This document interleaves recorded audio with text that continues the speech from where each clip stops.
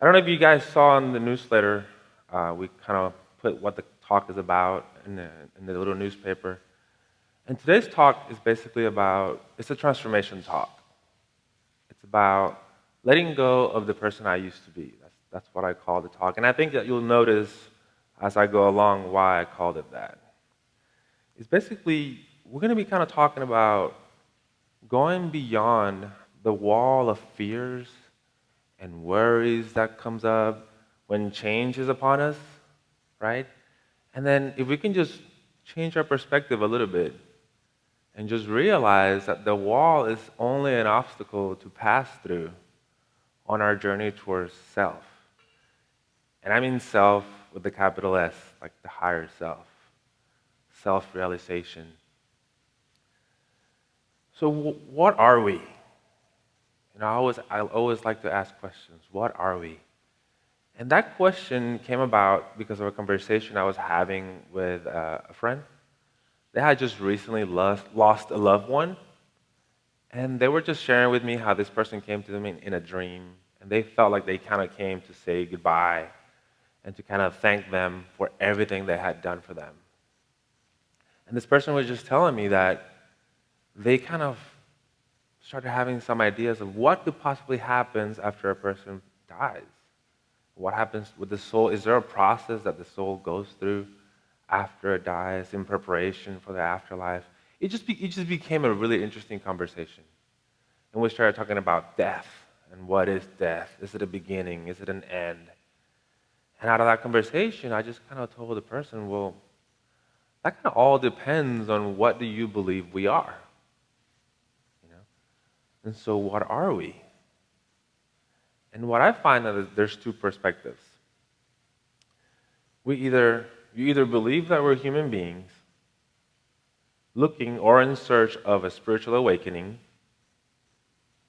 or that we're divine, eternal, spiritual beings dealing with a temporary human awakening. And what I believe is that that's where our duality kind of lies, you know? The experience that you're going to have depends entirely on which one of those two perspectives are you going to believe and you're going to live your life from. One of those is the way of the ego.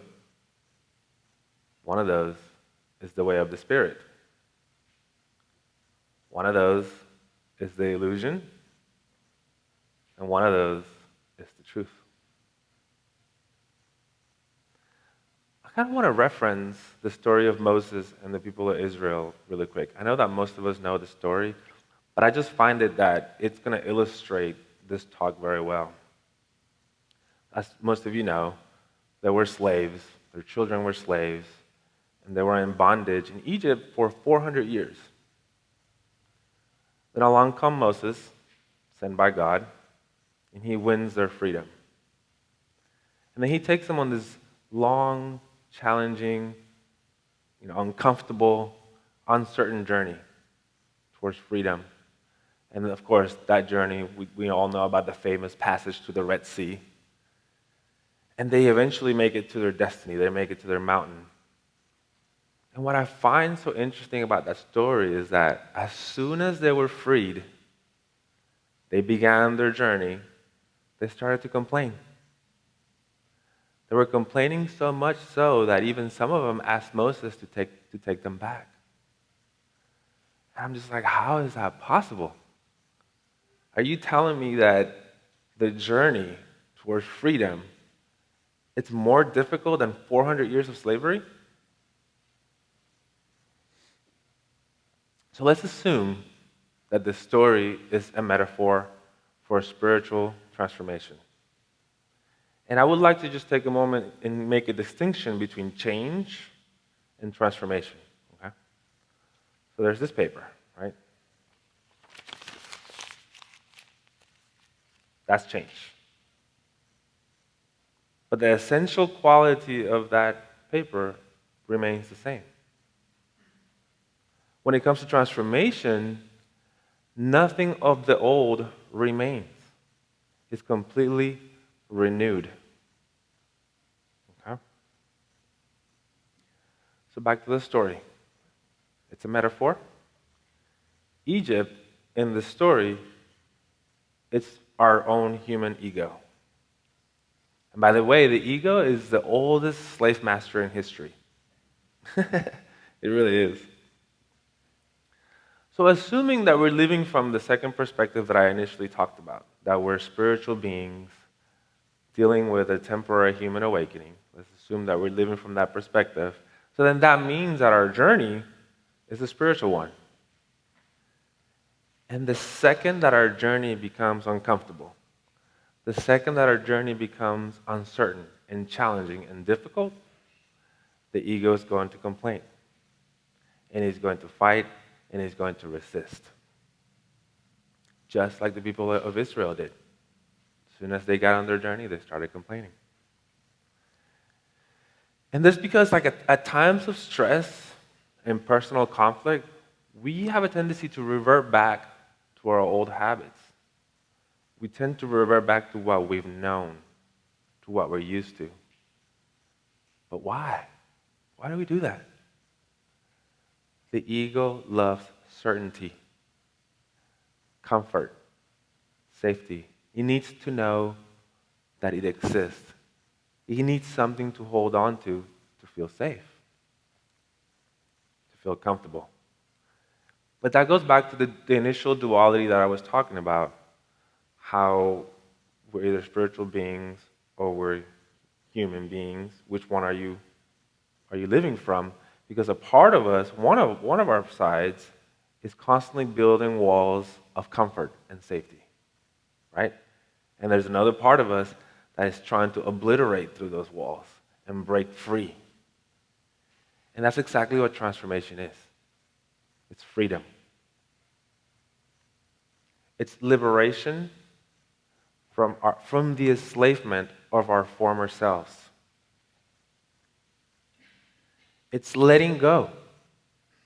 It's letting go of something that we're holding on to, usually some aspect of ourselves that is controlling us, because it's keeping us safe, because it's keeping us comfortable, because it's what we know, it's what we've grown used to. So I want to tell you something else that came up out of that conversation I was having. Does anybody remember the show Lost? Yeah? Good show, huh? There's a lot of controversy about the ending. But I was listening to my Pandora, and a piano song came on, and I remember the song. I was like, this song sounds familiar. So I immediately went to Google, and I Googled the song, and sure enough, it was the theme song. It's called Life and Death, for the scenes of dying in the show. And in YouTube, you know how it suggests videos to you? Well, off to the right, there was one that said, The End Explained. And I was like, okay. Let's go see what this guy has to say. But it was really just scenes, like still shots, and some actual live shots, and then just captions at the bottom. And he shows all the main characters and their scenes in the show when they died. And then it says, Kate, died in this moment, and she let go. And Jack died in this moment. He let go. I forgot the Korean couple. The Korean couple died in this moment. They let go together. So-and-so died over here. They let go. And he just keeps saying that. Little paragraphs. They let go. They died here. They let go. This person never let go. They still have things they have to do. This person let go at this point. And I'm listening to this. I'm like, death is the ultimate letting go, right? So then what does that say about life? What's the opposite? That we're holding on, right? We're holding on to something. What are we? We're holding on to all these experiences that we're having because we don't want to let go. Letting go is so painful. So painful that we don't even want to do it. That's why so many of us, we're so afraid of death. Out there, the general population, they're really scared of death. Which is, if death is a letting go, then I understand now why.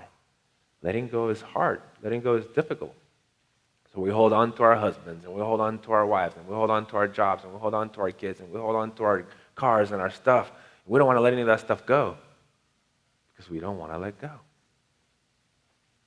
And so here's sort of what happens. We experience a change. Something is currently changing. That is going to trigger, or it's going to feel uncomfortable. It's going to feel challenging. It's going to feel uncertain. All that uncertainty is going to trigger fears. Fears are going to start coming up. And what do? We start resisting. We begin holding on, looking for something to hold on. We want to feel safe. We want to feel comfortable. Then we experience pain. But where do we actually experience the pain? It's in our minds.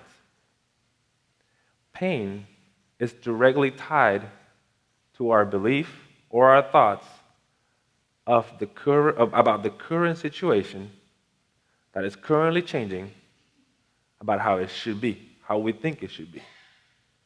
So what is conflicting with what I think it is or should be. It's not matching up. What is currently happening doesn't match up with what I believe it to be or how it should be. So then what do we have to let go of? What needs to change? Our thoughts, our belief. It's not working anymore. It's outdated, and it's limiting us. Because up to that point, our belief, our thought has been rooted, and I'm going back to the initial two perspectives, has been rooted in the illusion, not in the truth. This is what I mean. They say our body is the vessel for the soul, right? So this is the vessel, the soul. You are a soul. You don't have a soul, you are a soul. So that means the soul is the truth of who you are, then the vessel is the illusion, right? Because it's carrying the truth. Our experiences work the same way. They're the vessel of truth that are going to lead to our transformation. So when we struggle, what happens when we're resisting is that we're mistaking the experience for the truth. We're focusing on the circumstance itself, not in the truth that the vessel is bringing us.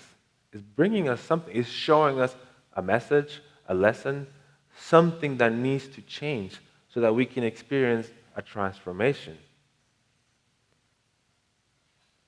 In order to experience the transformation, again, going back to the definition of transformation, is freedom, liberation from the enslavement of our former selves. Okay? Then that means I have to let go of who I used to be, or at least who I think I used to be. I have to let go of thoughts, beliefs, limiting thoughts, limiting beliefs. Okay? My mind has to be renewed. Okay? So as we begin to transform in our lives, and we begin to experience the fulfillment associated with that transformation, our experiences are going to test us time and time again. And the ego is going to resist, it's going to complain, it's going to inject doubt, and that causes us to lose faith. And I firmly believe that part of our problem lies in our lack of faith. What is faith? Faith is complete trust, beyond doubt, a knowing within you that things are working out as they need to be for your highest good. And for the most part, most of us believe that things happen for a reason, that things are working together for good. Well, we have that belief. But when it comes down to it, we don't trust it. We doubt it. I'm telling you, I see this time and time again with the patients I work with the clients I see, and even with myself at times. In the midst of a conflict, we lack faith. We really do. But why is that? Because again, we lose focus on the truth and we start focusing on the illusion. And that's what creates the struggle, because we're not seeing the truth. we don't trust and accept and allow the change that is currently happening because it's a vessel for a truth that's going to lead to our transformation. Instead, again, we're focusing on the experience itself. It's hard, it's difficult. We're looking at the struggle itself. So the experience that we're perceiving as struggle, okay, that we're calling them pain, that we're calling them difficult, we're not seeing that they're just the obstacles, the challenges, and the tests that we have to go through in life and pass so that we can rise to a higher level of being. So we can realize our higher self, so we can realize that truth that we're spiritual beings.